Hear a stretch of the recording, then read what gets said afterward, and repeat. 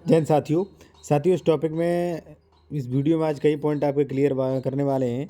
दाखिल खारिज नहीं करवाया, ठीक है, तो सरकार ज़मीन जब्त कर लेगी आपकी। ठीक है, इसके बारे में कई लोग क्वेश्चन पूछ रहे थे और आपके जो महत्वपूर्ण क्वेश्चन हैं वो भी आपको बताऊंगा। ये हमने क्वेश्चन जो है वो इस प्रकार से यहाँ पे रखे हैं। ये देखिए 3 क्वेश्चन। ठीक है, क्या क्या क्वेश्चन है वो आप देख लीजिए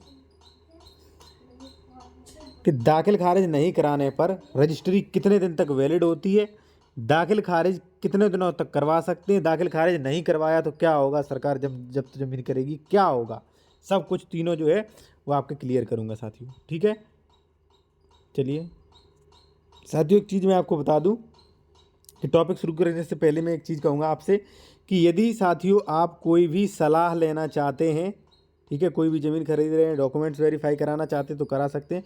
कॉन्टैक्ट नंबर वीडियो की डिस्क्रिप्शन में दिया गया है, फीस पे करके आप सलाह ले सकते हैं। साथियों आते हैं अपने पॉइंट पर, पहले पॉइंट पर यहाँ पे, ठीक है, कि दाखिल खारिज नहीं कराने पर रजिस्ट्री कितने दिनों तक मान्य होती है।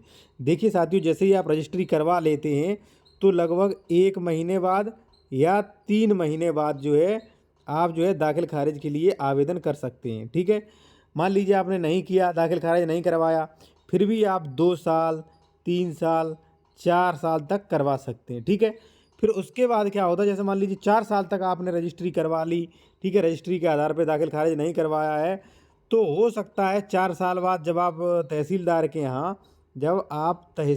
के यहाँ ठीक है, आवेदन देंगे दाखिल खारिज करवाने के लिए, तो हो सकता है वो निरस्त कर दे। ठीक है, रजिस्ट्री के आधार पर वो दाखिल खारिज निरस्त कर दे कि भाई ये जाइए, मैं आपका दाखिल खारिज नहीं करूँगा, ये रजिस्ट्री पुरानी हो गई, मैं नहीं करूँगा। हो सकता है इनकार कर दे, ठीक है, और नहीं हो सकता है। लेकिन आप फिर भी मान लीजिए बहुत दिनों हो गए, मान लीजिए 12 साल हो गए, 10 साल हो गई या 18 साल हो गई, तो अधिकतर जो है नामांतरण प्रार्थना पत्र यानी कि दाखिल खारिज जो है वो नहीं करते, निरस्त कर देते हैं। ठीक है, निरस्त। तो साथियों ये है कि रजिस्ट्री तो आपकी ज़िंदगी भर वैलिड रहेगी, ठीक है, लेकिन फिर ज़्यादा पुराने हो जाने पर रजिस्ट्री के आधार पर फिर दाखिल खारिज नहीं करते। हाँ, फिर एक तरीका और है, वो भी मैं आपको बता दूंगा।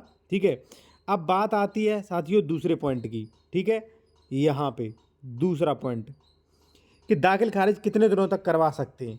तो दाखिल खारिज जो है वैसे साथियों 1 महीने बाद करवा सकते हैं, 3 महीने तक करवा लीजिए, नहीं तो 2-3 साल तक करवा लीजिए। ठीक है, बहुत ज़्यादा लेट मत करिए। अधिकतम जो है कोई सीमा नहीं है, लगभग आप वैसे तो ये है कि 3 महीने में आप दाखिल खारिज करवा लीजिए।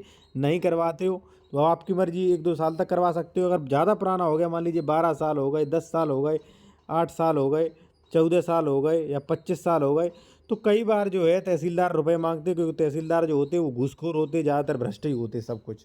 ठीक है ना, तो इसलिए वो आपको परेशान करेंगे। ठीक है, तो दाखिल खारिज वैसे जो है वो आप मान के चलिए 3-4 साल तक आसानी से करवा लेते हैं, और ज़्यादा दिनों तक रखे रहोगे फिर वो रिश्वत लेंगे आपसे। ठीक है, फिर वो परेशान करेंगे साथियों। ठीक है, अब सवाल आता है कि दाखिल खारिज नहीं करवाया तो दिक्कत क्या होगी। तो अब दिक्कत के बारे में जान लीजिए, सबसे महत्वपूर्ण टॉपिक है। ठीक है साथियों, दिक्कत आपको ये होगी कि खतौनी पर, जो आपकी खतौनी होती है उस पर आपका नाम शो नहीं होगा, उस पर विक्रेता का नाम ही शो होगा। ठीक है, तो हो सकता है विक्रेता वही खतौनी लेके जाए और किसी, क्योंकि उस पर नाम दर्ज है, और किसी दूसरे को बेच दे जाके, वो खरीद ले। हालांकि रजिस्ट्री आपकी मान रहेगी, लेकिन फिर भी केस कोर्ट कचहरी लड़ना पड़ेगा। ठीक है साथियों, पहली तो दिक्कत ये हो गई है कि उसका नाम खतौनी पे रहेगा। ठीक है, अब जो विक्रेता है वो एक्सपायर है, मर गया। ठीक है, विक्रेता मर गया तो उसके बच्चों के नाम वही खतौनी पे नाम चला जाता है। अब खतौनी पे उसके बच्चे मालिक बन जाएंगे। ठीक है, हो सकता है वो कभी बेच सकते हैं क्योंकि आपने दाखिल खारिज नहीं कराया। ठीक है ना। तीसरा, केसीसी वो ले सकता है, क्योंकि ज़मीन उसके नाम है तो केसीसी भी ले सकता है साथियों। ठीक है, तीसरा ये है कि जिसके नाम ज़मीन है वो केसीसी भी ले सकता है, क्योंकि देखिए दाखिल खारिज का मतलब क्या होता है, आपका नाम दाखिल किया जाएगा खतौनी पे, उसका नाम खारिज किया जाएगा। ठीक है, अब आपने ये दाखिल खारिज ये प्रोसेस करवाया नहीं तो उसी का नाम चल रहा है। ठीक है, तो साथियों तीसरा ये है कि केसीसी जो है वो ले सकता है, यानी कि लोन ले सकता है वो। तीसरा पॉइंट ये है, लोन ले सकता है वो। ठीक है ना। अब इसके बाद प्रॉब्लम क्या आएगी भाई, इसके बाद वो बेच सकता है, लोन ले सकता है, यही सब प्रॉब्लम आएगी साथियों। ठीक है, क्योंकि उसके बच्चे आपके बच्चों को परेशान कर सकते हैं कि नहीं मेरे पिताजी के नाम अभी खतौनी चल रही है।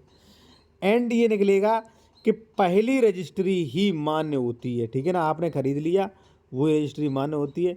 लेकिन साथियों अगर दूसरी रजिस्ट्री करवा दी तो कोर्ट कचहरी के चक्कर आपको करने पड़ेंगे, बस यही दिक्कत आती है साथियों। ठीक है, तो कुल मिला के अगर फाइनली आपका क्वेश्चन पूछा जाए दाखिल खारिज न कराने पर क्या होगा, तो दाखिल खारिज न कराने पर थोड़ा रिस्क रहता है और थोड़ा दिक्कत होती है, क्योंकि खतौनी पे उसका नाम चलता है। ठीक है, तो अगर वो ज़्यादा फ्रॉड आदमी हुआ तो आपको भविष्य में थोड़ी बहुत परेशानी आ सकती है, बस बहुत ज़्यादा कुछ नहीं होने वाला। साथियों अगर वीडियो अच्छा लगा तो वीडियो को लाइक कर ले, चैनल को सब्सक्राइब करके बेल आइकन दबा दें, क्योंकि आपको बहुत ही कानून संबंधी जानकारी मिलेगी। और कोई भी लीगल एडवाइस लेना चाहते ले सकते हैं। कॉन्टैक्ट नंबर वीडियो की डिस्क्रिप्शन में दिया गया है। फीस सलाह के लिए फ़ीस लगेगी। ठीक है जी।